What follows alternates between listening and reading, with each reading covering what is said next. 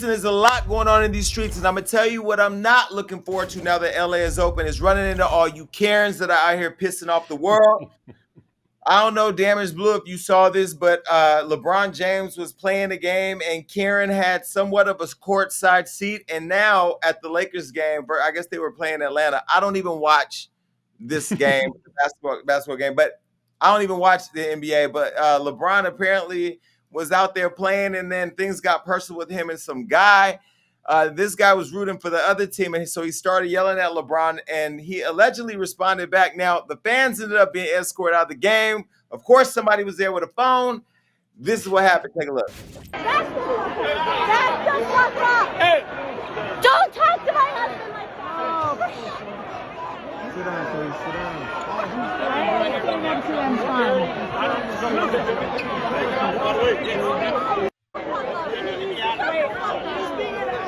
And they're blaming you. That's a joke.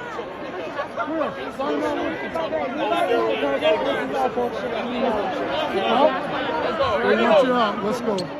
Now, the girl is 25 years old. Her real name is Juliana Carlos. She's been dubbed Courtside Karen. She went over to her. She's 25. I mean, it's LA. So she's 25, and she took to her Instagram to explain what happened. So I'm minding my own business, and Chris has been a Hawks fan forever. He's been watching the games for 10 years, whatever. He has this issue with LeBron. I don't have an issue with LeBron. I don't give a fuck about LeBron. Anyway, I'm minding my own business, drinking my wine, having fun. All of a sudden, LeBron says something to my husband, and I see this, and I stand up and go, "Don't fucking talk to my husband." And he looks at me and he goes, "Sit the fuck down, bitch." And I go, "Don't fucking call me a bitch. You sit the fuck down. Get the fuck out of here." And I go, "Don't fucking talk to my husband like that. Don't talk to my husband." And he literally was like, "Fuck you, bitch. Sit down, bitch." And all of a sudden, now I'm getting kicked out. Excuse me, I have courtside seats that I pay for. Fuck you, LeBron. You're a fucking pussy. Get the fuck out of here. You're going to let a 25-year-old girl intimidate you during a game? Bye, bitch. Now, the only thing I heard was silicone, plastic, and privilege. And she should have ended it with, "And that's how Mary had a little lamb." There is so much caucasity in that clip. Wow. 25 though. I mean, okay, hold on. I'm a black woman, so maybe that's why this is not computing. She's 25 human years old, right? 25. She looks like a steady 36. But I will say this. If LeBron said that to her, that kind of gives me life. I am not a fan of misogyny, but I feel like she might have deserved it. However, I love the fact that she's claiming that LeBron was cussing her out and this, that, and the other. And when they cue to LeBron, he's like unbothered and saying that his direct deposit hit. So, stay mad, Karen. This is all very silly. And I really, really think she needs to get her seats taken away forever. Jason. Called him a pussy. Do you know how entitled you have to be to heckle an athlete when there's no one else in the stands? Like when you heckle an athlete, it's like a groupthink kind of movement. It's like we're all screaming at LeBron. For one or two people to be screaming at LeBron courtside and think nothing's going to happen, that is the epitome of being entitled. Like, what the hell did they think was going to happen? And LeBron guess James. what? Sports fans heckle the players and they talk back and that's it. She's jumping in as a non-sports fan, making it more serious than it probably was. So that's a whole L. All right, well, listen, she sounds like she's full of hot air. And she looks pumped, full of hot air. So I don't know. For me, I'm just gonna say there's too many allegedlys in this story to pick a side. But I will say, if you are courtside and you scream at a player because that's what you think the entertainment is for you, don't be mad when they turn around and give it back. Now, speaking of checking, my girl Rihanna just checked the hell out of Kentucky Attorney General Daniel Cameron. Now, you remember he's the black guy who is over the Breonna Taylor situation in Louisville, Kentucky. He's the attorney general for the state. So he's the one that can bring charges and bring closure to this madness. So on the first day of Black History Month, the attorney general, Daniel Cameron, he shared a video on his Twitter in celebration of Black History Month. Now, we all know he's a black man married to a white woman and hasn't done shit for the Breonna Taylor case. And this was the video he had the audacity to post. General Daniel Cameron. Today marks the first day of Black History Month. For the next 27 days, we take time to remember and celebrate the contributions Black Americans have made to our nation. Now, the road hasn't always been easy, but over the course of our country's history, there are countless examples of Black men and women whose talents, contributions, and determination have altered the fabric of our nation and put us on a path toward building a more perfect union. I know that I would not be here in this office, serving as the first Black Attorney General of the Commonwealth and the first Black Kentuckian independently elected to statewide office, if not for the giants whose shoulders I stand upon. So today, and for the entire month of February, take time to learn about the countless contributions of Black Americans who have made the Commonwealth and this country what it is today. Thank you, and God bless. You could tell by his lips that looked just like the girl from the last story's lips that it was going to be a Mary with a little lamb for me. I'm embarrassed for all the people that came before him that so-called ushered him in. He just disrespected all of them. It's like, damn, bro, you are the biggest letdown. And I'm just glad that we don't have short memory with this one. And I'm glad Rihanna, megastars like that, are stepping up and calling this dude out, because that's just nasty. That whole PSA after the Breonna Taylor situation is just nasty to see. I don't understand, and maybe it's the narcissism for me that is a little hard to digest, because you're so full of who you think you are that you don't see yourself for who we see you to be. And but I'm glad, as you mentioned, damage Rihanna, who y'all know I love Rihanna. She had to put him on blast, and she retweeted it. I think we got a photo. She retweeted it and said, "Sup, hashtag justice for Breonna Taylor." I mean, to me, she said everything that I think we all thought of, right? Mm-hmm. So for the case of Breonna Taylor, he wasn't just in charge; he grossly and egregiously, allegedly mishandled the case.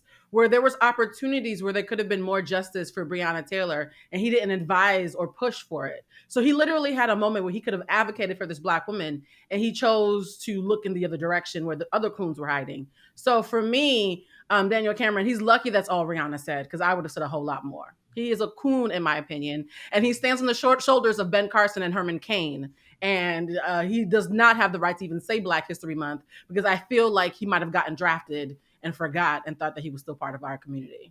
I cannot. And black people, this is where hashtag protect Black women matters, right? Why are you not online lighting the internet up? Why is Rihanna was the loudest voice in this disparity of his reality and the reality that we all know? This is where we have to stop. Get out of the hip hop game. Get out of what's going on social media with these celebrities and their relationships, and pay attention and police when Black women are not being protected. And this was another just case of him putting insult to injury. And for me, the issue that I have is I just don't understand what it's going to take for this girl to get justice. Are we going to be talking about this in 20 years? Is he going to do some big interview on Good Morning America 20 years from now saying how he got it wrong?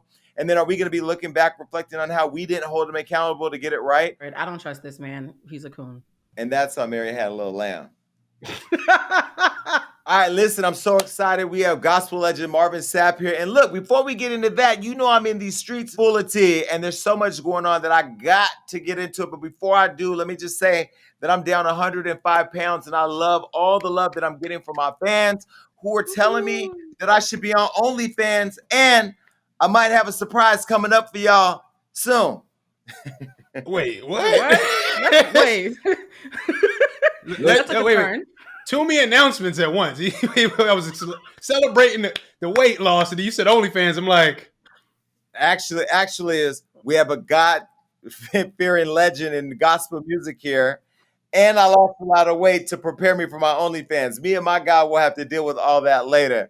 I've been on my whole healthy journey, still focusing on my health and fitness, and I hope and pray that everybody that's out there protecting themselves from COVID-19, whether or not you're getting the vaccination or not, I hope that you are focused on being safe, staying sanitized up.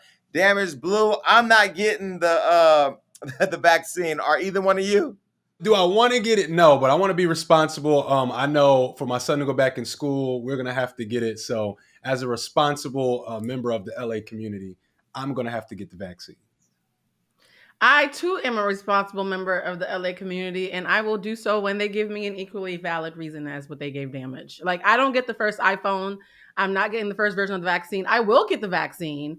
I'm just not going to be in the front of the line, but I will be getting it. And I think we all know why the Black community has a long history of wanting to be cautious when it comes to the government putting anything in us. So I I'm I speaking. personally feel like there needs to be more trials. I need to see if more people Yep. grow extended arms. I know somebody DM'd me and said that me questioning the vaccination is doing nothing but adding to the problem of more people dying from it or the extension of this period where we all are quarantined. But for me, I just feel like there hasn't been enough time to see that this thing actually works the way that it's intended to work in its full capacity. So I'm just too terrified. Am I still traveling? Am I still living my life as normal as I can with this pandemic? Yes, I am being more cautious, but I mean, I don't know. Right now, I just don't feel safe enough to do. I don't feel like there's been enough information. Man, I hear you. If it wasn't for the school thing and all these little curveballs, I would probably be more hesitant. But at the end of the day, if it's the right thing to do, if it helps get kids back in school and everything, then I'm just going to be on board with that. But yeah, I feel you, Jason, Your wholeheartedly. Like kids are in going to here, go back to school because if you don't, DFS or whoever DCFS is going to show up and take them out. I mean, I know that and I guess from your perspective, there's more to think about, right? Because you do have a small kid who does have to go and be around a lot of other people. But what safety precautions are you taking to make sure that it's actually safe for him to take it? that's the thing. It's like it's being forced, and they're not talking about it now. So I'm just waiting for more information to develop. But that's the scary part. It's like, okay, when do the kids have to take it? Because that's the rule. So the kids have to go to school, which just like you said, but then they have to get the vaccine to go, and then we have to get the vaccines because we're parents. So it's kind of like we're in a vice grip. But I'm just waiting it out just to see what's happening as updates come. But I'm with you, and I'm with Blue. I don't want to take it. But I got to be responsible. Got to do the right thing. And I also want to say to the person who gave you that feedback, I think it's a little bit irresponsible to shame people from a community from having honest dialogue about wanting to unpack their very complicated and valid feelings around the vaccine. So anybody who's trying to shame people into taking the vaccine, you can advocate for the vaccine without shaming people for asking valid questions. So let's not do that either, right? Like the conversation that Jason's trying to have, that we're all trying to have, is valid. And when you tell people just shut up and take the vaccine, that doesn't make them feel better, and it doesn't take away their valid concerns. So open dialogue is very important, and we should never stop people from being able to voice those concerns because they're Now, valid. another thing Google that it. I've been shamed about recently is my quest to fall in love. And everybody knows Oh, that I have the little spoon on the side, but I'm still in the drawer with a bunch of forks and knives too. So I'm trying to figure out how to safely date in COVID. And so I don't know if any of you watching have any ideas or people that you'd like to slide in my DMs, but I'm out here, I'm open, and I am screening them. So here's what I've come up with as my 3 forms of screening potential candidates. Number one, are you married or in another relationship? That's gonna definitely be the first screen because I ain't dealing with that no more. Also, number two, do you yep. have a recent COVID test? And do I think that it's been photoshopped to meet the requirements? Move on to step three. And number three, are you gonna bring any baggage in my life? I just am at a point where I lost all the weight. I can't take your weight and your baggage into my life. So I don't know. I'm trying to date during COVID. What about you two?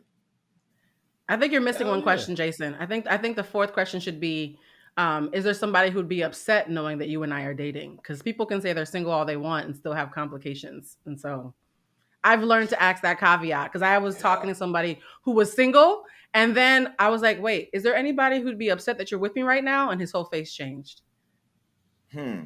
Well, I think that falls Situations. in the category don't have a relationship. Like, just don't be with nobody. I mean, No, you if have you to. don't know, Fuck boys are clever. You have to be granular. You have to be granular with the if fuck you boys. You don't have to say, is know, there anybody who'd be upset? if you don't know that you're in a relationship, you probably should go to get therapy. I mean, you should probably get professional help because at this point, you should know. I No, agree. Jason, there's a lot of men that's in relationships that don't know it. I Yep. feel like personally, if you have sex with a woman more than 4 to 5 times consistently, you are in some type of relationship, whether you know it or not. Once you consistently have sex with a woman, I'm telling you, Jason, you might not know you're in a relationship, but she knows it.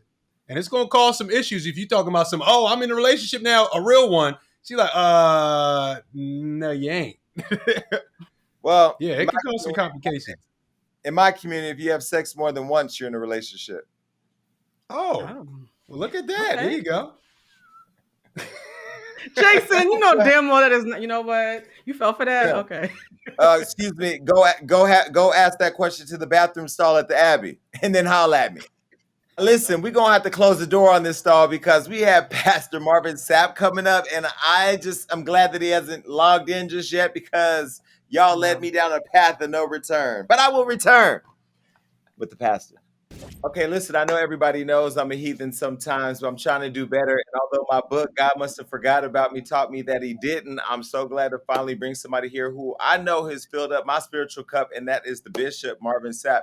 Listen, I have been a fan of yours for a long time. And, I will say if my life had a song, it would have been Never Would Have Made It because literally I wake Wow. up every day and feel like I never would have made it. So I'm so honored to have you here on the show. Welcome.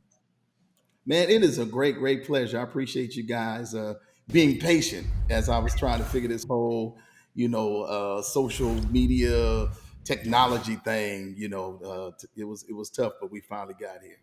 Well, listen, it's okay by the grace of God. Look, you know what's crazy is I in my book I talk about how I grew up in the foster care system. My foster father he was a pastor, Elder Easter, and there's just something about anointed people. When you're in their presence, and then there's something when you're around people who anointings on their card, but not may not be in their life. So I know that you're one of those people that is anointed. Um, I've never gotten a chance to talk to you, so I just want to know, like, in these times when you look at especially the last year, when you think about what's going on in the world, do you think there's a spiritual warfare happening? Absolutely, absolutely. I think the enemy is really trying to stop us from having this conversation, but we're gonna press on in and fight through it and see what happens. Right, exactly. And I don't know if it's COVID, Donald Trump. When you look at let's just say the last 4-year period. What have you been able to tell your congregation or the people that you minister to on what we're actually experiencing? Because I know when Trump first got in office, they said, my friend, he said, well, this might be the last days. And then the last couple years, he was like, oh, Jesus is on his way back, to take us home. What have you been able to make? How have you been able to make sense of this to the people that you lead? I've been really just challenging them to just really think about, this time of isolation, seclusion, this time of quarantine as an opportunity for them to really be able to, forecast their own futures. If you've had nothing, you've had a lot of time to redesign, to recalibrate, to rethink, how you're going to live the rest of your life. And, the reality is that based upon what has happened in the pandemic, tomorrow's not promised. So let's get started doing what we desire to do and make sure that this is not a season of procrastination, but that you make a decision now to go get it. No, that's great because I also talk about, you can't live by faith and fear at the same time. For me, I just choose to have faith. And even before the pandemic, I had a lot of ups and downs in my life: death of my brother, death of my mother, foster care, abuse, molested, different things. When you're going through the storm, you really don't know, exactly what's happening. But when you understand faith and you learn faith, how can you be fearful that you're not going to make it through? Okay, well, I'm just a very strong believer that faith isn't something that's like really big. The reality is that faith is just little incremental steps that we need to take in order to make sure that we get to the place that we desire to get, which is our ultimate goal. So I've been challenging the people that I pastor and even those that watch me via social media. Listen, in this season, don't worry about the pace or how fast you get there. Just make sure that you're consistently moving in the direction that you can ultimately reach your goal, and that is what you desire to reach. So, you know, right now it's not about big steps, it's not about major moves. It's just about making consistent movement forward. And if you do that, the rest of your days will be the best of your days. Mm. I love that. I actually have a question for you about not necessarily faith, but grace. Like Jason mentioned, you're very anointed. When I listen to your music, I listen to your music a lot on Sundays when I'm cleaning. So I'm Thank geeking. you. I'm geeking out right now because Sunday is the day that I heal, and you're such an instrumental part of people healing from you remotely. I can't even imagine what it's like to be around you on a regular basis, right? So for people like you who are healers, how do you, in the midst of all this adversity, stop yourself from burning out? because I've often found myself wanting to help others heal, but to my own Mhm. detriment. And I can imagine that you experienced that probably tenfold. Well, first I understand that I'm not a healer. I'm a conduit. In other Love that. words, I allow God to flow through me. And, I try to the best of my ability, you know, be the vessel that God wants to use and just try to get messaging out that will encourage people to get to that place. When you Mm. look at the last 4 years with Trump, are you one of those pastors that's out there telling his flock, don't y'all go there? Or do you stay neutral when it comes to politics? Because sometimes that could divide the congregation. And the second part to that is when you look back over those last 4 years, have you thought about the Black church's role in um, maybe not guiding their congregations enough to maybe vote in a different way? Well, I'm very different when it comes to the political landscape, simply because a lot of people don't know, because I don't really publicize it, but I'm actually on the national board for the National Black Action Network. Mm. Um, Oh, when it comes to my position as it pertains to politics, though, I don't necessarily get up in the pulpit and share a whole lot of things as it pertains to direction that my members should vote or so on and so forth. Because the truth of the matter is that I personally benefit and have benefited from the policies of what Trump has put in place. But at the same token, I don't pastor people that benefit from the policies. So Mm. because I don't pastor people that benefit from the policies that Trump has made from a tax standpoint, I let them know. I'm like, look, it's not just about voting your conscience. I believe personally that government is in place to help people. I don't believe that government is in place to, cause those of us who live in the 1 percentile to make more money. I believe the government is supposed to be there to help people. So I make sure I get up and I make those statements. I'm like, look, am I pro life? Absolutely, I'm pro life, but I'm pro life from birth to death.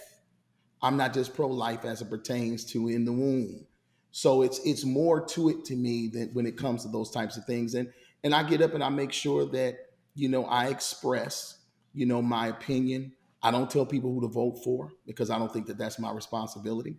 I've actually lost members because of the things that I've shared over the pulpit. But at the same token, I just believe that we need to be informed, as well as we need to use the pulpit, because with all of the individuals that show up on Sunday, it gives us a real opportunity to speak truth to power. And hopefully, people will take that which they hear, formulate their own concepts, thoughts, ideas, and then be able to, exercise their God given ability and authority by going out and effecting change through their vote. So, you know, I think that's a part of our responsibility as pastoral gifts, and I do it to the best of my ability. Because the reason why I asked the question is, we were living in times when I talk about spiritual warfare and just the landscape of where we find ourselves in the world. When I think about some of the greatest people in the world, Dr. Martin Luther King is among those people at the top. He was a pastor and led a revolution that we're still fighting this day. Although it seems like we've seen a lot of change. We could see Kamala in the White House, we've seen Barack, but we still know with Black Lives Matter and George Floyd, the issues that we faced back in the '60s and before are still prevalent in today's society. So when I look at the role of pastors, I tend to think like there are some who, you know, just have the reach and the influence over the masses. And I kind of wonder if there's ever the pressure to just really get in and lead that way, or do they Mm. find themselves just ministering in the way that that the gift shows up for them? Well, I think everybody has a specific assignment. Everybody's not supposed to be out from a pastoral right. standpoint too. Everybody's not supposed to be out there in the forefront. Some of us are not equipped to do it. The reason why I work with Al Sharpton, and my thing is behind the scenes. I know if he needs me to do something from the standpoint of musical, or musically rather, to sing or to do something like that. That's part of my assignment, to make sure that we bring the entertainment piece to that galvanizing message. You really have to know your place. Uh, Everybody's not assigned to be in the forefront. Mm. Some of us can try to push our way to that platform and then get out there and make some real fools of ourselves and make ourselves look horrible as a, you know, colored African American community. So know your space, know your place, and play your role. Everybody can't be the quarterback. Everybody cannot be the quarterback. We need folks to be linemen. We need people to be on the return team. We need people to be on the kickoff team. So once you understand your place and understand your position, just play it well. That's what I do. I just play my position as See, well as I I possibly can. I like that because we had Al Sharpton here on the show, and he said something similar to that. Because I said, "Oh, would you be a part of Biden's cabinet?" And he said, "No, I affect more change on the outside, so I'm going to stay on Yeah. the outside." And I think what makes him such a good leader, and what makes you such a good pastor and musician, is you know where you fit in it all. And I think that I've even struggled with my own role in the Black Lives Matter movement. I want to be right in on the front line, but then I think, well, hey, I got this platform with an audience, so I can play the outside and just keep sharing and elevating the message, and I'm still as much an integral part of change as the people on the front line. So, I appreciate that. I Well, have a everybody, it's a puzzle, and everybody has to know where they fit. So, Mhm. you know, sometimes, because we're younger people don't get it. But after being here 54 years, I really understand where where it is that I'm supposed to be, and I just believe that I play my part pretty good. I No, so have a I want to. question about the mechanics. Oh, sorry, Jason. I just had a quick question about the mechanics of what you do. Now that it's COVID, are you guys still having service in person, or how is that going? Because there's something so great about being surrounded by people when you want to worship, but I would think that right now that's kind of complicated for you guys. Our church stayed closed for a very long time, and when I say the church stayed closed, I mean the building. um, because I'm a strong believer that the church is never closed. The only thing that has happened is that the Mm. pews have changed. Mm. Now the pews are in the homes. Hmm. So what we did is we went and made sure that we updated our entire ministry. I ripped out the entire pulpit area, got rid of the choir stand, put LED wall in, made it so that it was visually appealing, as well as I made sure that the content of that which we shared was impactful and empowering as well. So um, we wanted to make sure that our membership that watched, that they enjoyed it, because the truth of the matter is that everybody is now online. Everybody is Yep. Facebook living, everybody is Instagram living. So we needed to make sure that our ministry was, up to snuff and up to par, and, Mhm. and we did a really really good job and a lot of hard work to ensure that that happened. We have a team to come in, and they uh, sanitize the entire sanctuary, all of the bathrooms, everything. People have to wear masks. Mhm. We have Purell stations all over the place. We take temperatures. We go through that every week. I mean, we average on Sunday 100,000 views. So there's no way possible I can get all of those folk in a 1,500 seat church anyway. So the impact during this season to me has been far greater for churches across the board, Yep. because we've been able to minister to larger crowds on an ongoing basis. So I kind of feel like, even though the pandemic was a bad thing, the truth of the matter is I kind of feel like it sparked an amazing revival. That was going to be my question. We look at 2020 as the worst year in decades, but I hate dwelling on the negative, and I wanted to see from your point of view, how has 2020 inspired you, and what has that year impacted what you do as a pastor or as an entertainer? It put me in a position where I had to reimagine what church really looked like and how Mm. church was going to be done. And to me, honestly, it was fun. Fun trying to figure out new and innovative ways in order to uh, message or send a message to the masses. As an entertainer, I've been doing this for 32 years professionally. Mm. I've averaged being on a plane twice a week for the last 32 years. I've flown almost 7 million miles on Delta Airline alone. I needed this break. So, so I'm good. I was like, hey, listen, I'm all right. I saved money, I put money away.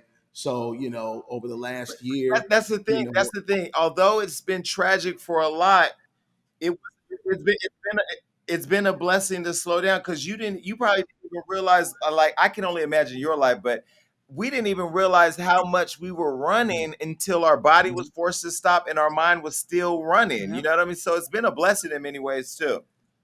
It's been, I mean, I have no complaints. I'm gonna be honest. I missed a lot of money. I'm gonna be honest about that. But I mean, at the end of the day, the break, the rest, the ability to recalibrate, to think things through, to really be able to write down stuff, forecast things.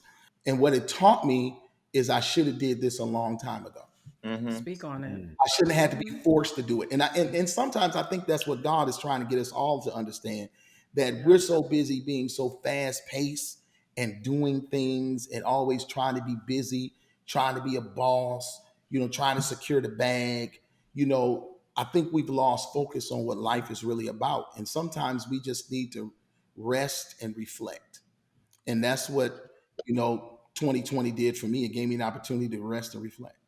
I grew up in the black church, and this is no shade towards the churches that aren't black, but some of these pastors have been doing a lot. I look at Joel Osteen when we had the whole crisis happen where he locked the people out the church. I guess they had that disaster, didn't open up the church. Then I remember the other guy who was on the 700 Club. I can't remember his name, but he was, basically saying that, I think he was saying that COVID wasn't real or something to that extent. Really dangerous rhetoric. And then I look at our black pastors who, you've done everything from redesign the church to pivoting online to doing temperature checks, RSVPing to make sure everybody's safe.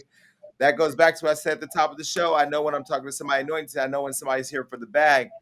What do you think that is? Do you think that that's pastors, like a lot of those that were in Texas, and they happen to be white pastors who were wanting the churches to be open so everybody can fill up the pews, because they were preaching to a more conservative base, and that's what their people wanted to hear? Or were they just afraid of or lacking leadership? What was that? Most African American pastors that I know, as soon as COVID hit, we got directly connected to the CDC. We wanted to find out information.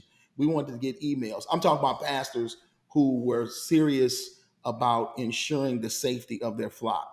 One of the greatest blessings of the church that I pastor, is that we had people to have COVID, but out of 1,300 active members, no one passed away. That's a Wow. blessing. But that's because, I believe, because we were really, really proactive. So, the truth of the matter is they can have church because it wasn't affecting them. Mm, Yep. That's just the truth. The truth is that it wasn't Mm. hitting them, the way it was hitting our community. So of course we had to take a different look at it. When it happened, we shut it down. I mean, it was like, no, no, nobody can come to the church. If the praise team, if anybody had a elevated fever, because my pastor of music and arts, he had COVID. He couldn't come to the church until he was cleared. We did certain things strategically in order to ensure and to make sure that everybody was safe. We told all of our senior members, stay home. Listen, we made sure that the grandchildren taught them how to get on YouTube, taught them how to get on Facebook, taught them how to give electronically, because they still carry checkbooks and they still Mm. give cash. So we taught them certain things that they needed to do in order to still stay connected to the church. And now they've gotten so comfortable, which is funny. They've gotten so comfortable watching, on streaming. My head deacon told me he might not ever come back to church again. He's enjoying it so much. And so I'm like, man, this, so it's all about, again, recreating, and teaching people new stuff. I mean, uh, we had no choice, in order to keep people safe, in order to keep them healthy. we had to do things that our white counterparts just didn't have to do. Mm. Can I just thank you for making that point? Because what Jason touched on and what you brilliantly brought home was the fact that America has the worst COVID rates, right? This is the worst Yeah, way to make America great again. However, we all know that when America gets a cold, the Black community gets a flu. yeah. And so we don't Or have the cancer. luxury. Yeah, we get There's cancer, cold right? We black don't have people the cancer. luxury of playing these games because anything bad that happens in this country only highlights the disproportionate amounts of healthcare that we don't have, the money that we don't have, the food deserts that we do have. And so, to your point, the Black church has been the backbone and doesn't have the luxury to play with us the way a lot of white churches do. And that's an ugly reality that a lot of conservatives don't want to admit when they're screaming from the pulpit that COVID isn't real. So, thank you for being part of the backbone of this country and making up for the fact that the government often doesn't do what the church does for us. That's just facts. And that's why it's so very important that we remain informed. Thank you for that. Now you mentioned cancer. I know your wife, who I didn't have the pleasure of meeting, Melinda Sapp, passed away of cancer in 2010. Now I will tell you, and I've been waiting to meet you to tell you this, and I hope this don't sound weird, but I have watched videos from your wife's homegoing repeatedly. Karen Clark, all the different artists that got up there. I mean, if there was ever a homegoing done perfectly, I just think that you did such an amazing job. When you look back over those videos, I don't know if you still do, are you amazed at how God was really working through that room? Because the music ministry was just beyond for me. You know, that day is kind of fuzzy. And the story, I met my wife in the third grade. We went to elementary school, middle school, high school. We double dated for the senior prom. She went with another guy, I went with another girl. We were best friends, man, in every sense of the word. And the song that you love never would have made it. The only reason why you heard it is because she nagged until I put it on the record. That's the truth.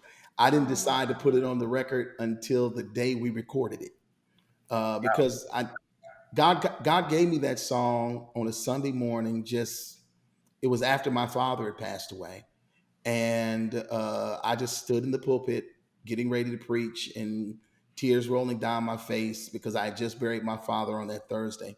And I just started singing those words. I never would have made it. I never could have made it without you, God. I would have lost my mind. But now how I see how you've been there for me. And after this, I'm going to be stronger, wiser, better. And my wife kept telling me, this is it, babe. You need to record this. I'm like, no, this ain't even a whole song. The song is never would have, never could have, stronger, wiser, better. And she pushed, push, push, push, push, push, push.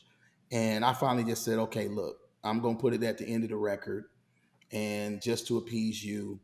And, 15 years later, believe it or not, that song is 15 years old. Um, Mm. it's still very relevant. I miss her dearly. I really do because she was my best friend, and she was really ride or die in every sense of the word. My kids miss her. I had to raise three children, 11, 13, and 16. By myself, and two girls and a boy, two girls. That's all I got to say. I And already know. Yeah. and but they've done very well. They're 26, 23, and 21. All of them. My son went to Howard. My daughters, they both go to Alabama A&M. My two oldest, they got their bachelor's degrees. My daughter's in her master's program. My baby girl, she's doing her second bachelor's degree. She has one in psych and one in biology, and she'll be through in May because she's planning on going to medical school. So I mean, they've done very well in the midst of all of that. Musically, you know, the gospel music community, we're friends, and when one of us goes through, we all go through. So Mm. I just really appreciate the fact that they were all there. Kirk was there, Karen was there, Commission was there. Dorinda, all of them, they were all there. Even those that didn't sing, they were I just think there I to be think a I seen support. Donnie McClurkin singing behind Karen. Yeah, Donnie sang background and Marvin Winans sang back. I mean, so That's it insane. was an amazing moment. And, you know, you need those in times like that. You really need to have people that genuinely care about your well-being to be there. And Even though it was fuzzy, were you able to feel the love in the room though? Because I mean, oh, absolutely, absolutely, absolutely. The love was in the room. I mean, my kids and I, you know, we cried. We cried a lot. But one thing I learned, and if this is one of the things I want to leave with you guys, you know, just because people show up to be at an event, the true friends are those that's there after everything is done. Mm. And I can honestly say that Yep. Donnie and Karen and all of those, Kirk, all of them, they consistently checked on me, made sure that I was in a safe space mentally.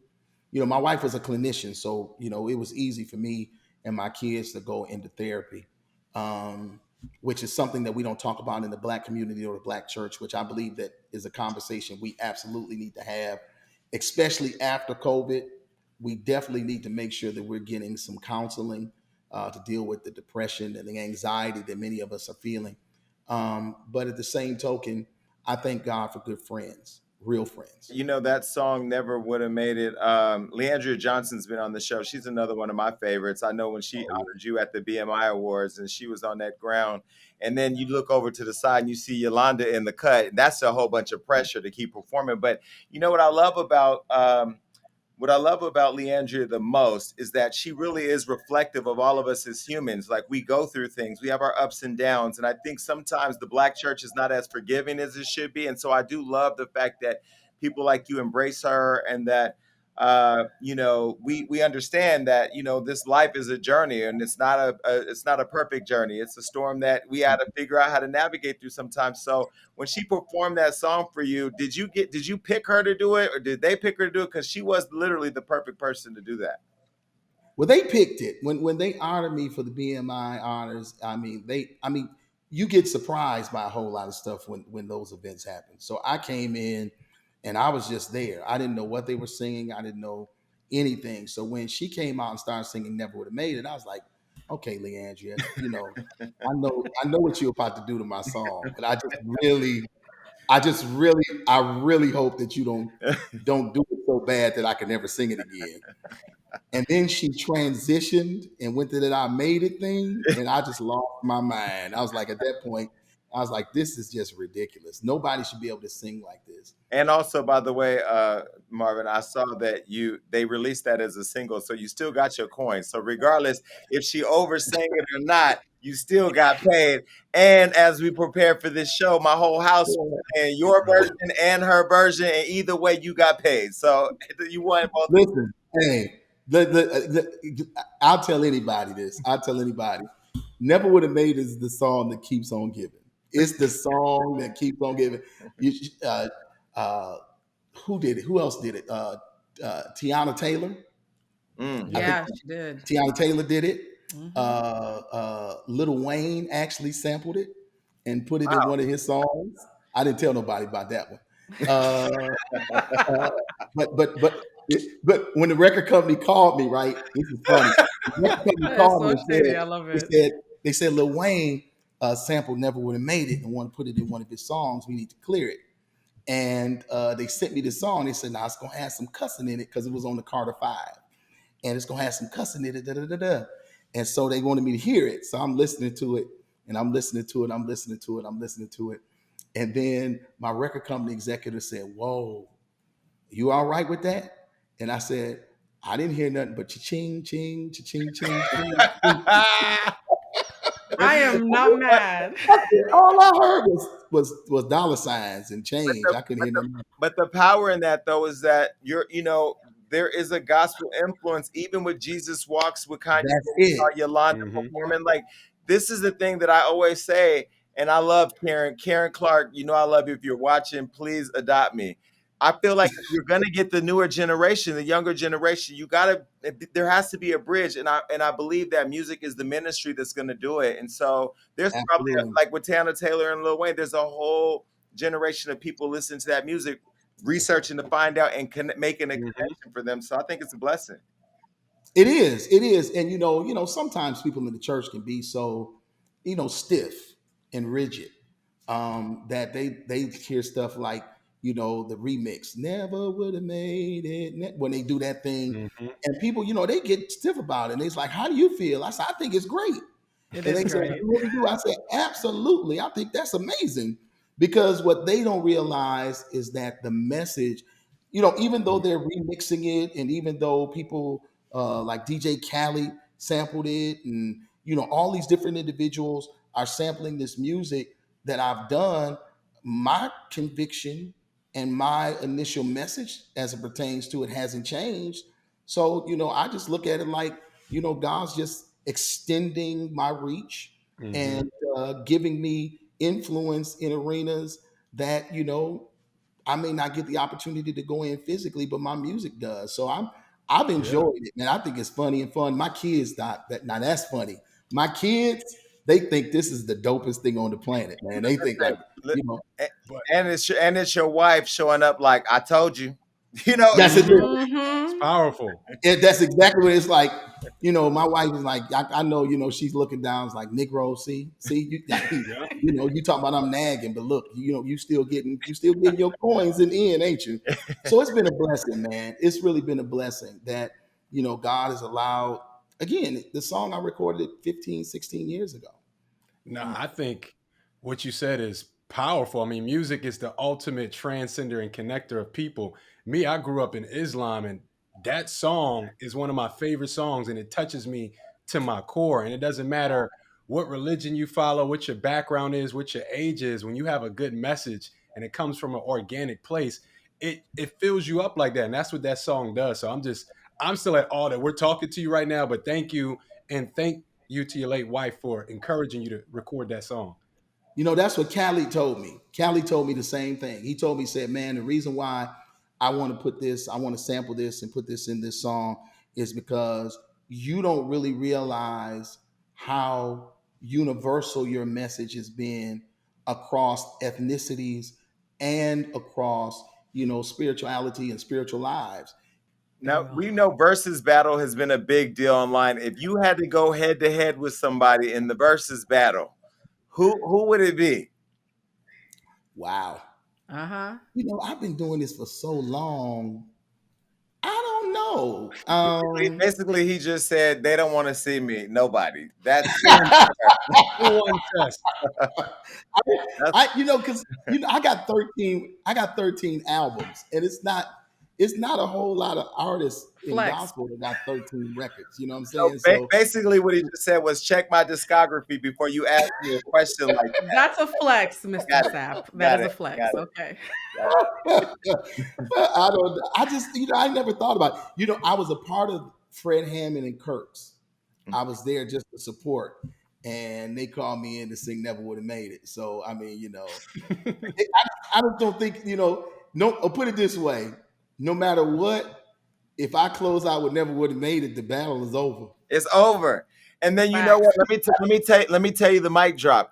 After you close it out, you say, "Listen, now the battle is not yours; it's the Lord's. I'm out," and then you just walk out the room. Shut the door. Just shut it down. They just shut it down. But I've enjoyed it. I watch them. I mean, I think which one did I like the most? Patty. I love patties.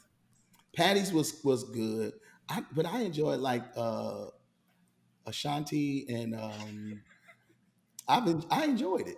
I did I not did. expect that. Hold on, Okay. hold on, hold on. Pastor, this has been a non-shady show. We're gonna leave it right there on the floor. Because I prayed before I came in here. I put on never would have made it. I had to make sure that the house is filled with the spirit. Don't start nothing. We almost out of here. Okay. He said I ain't gonna start Ashanti that. I'm gonna by leave it there. herself. But I like music, so of course I enjoyed it because I like it. Just And let me ask Ashanti. you Okay. your new album, Chosen Vessel. Now, talk to us about that, and because of course we're all going to get it. We're excited to hear new music from you. What are we going to see here on that album? Are there people on there that we know? Yeah, it's just me. I've been my whole career.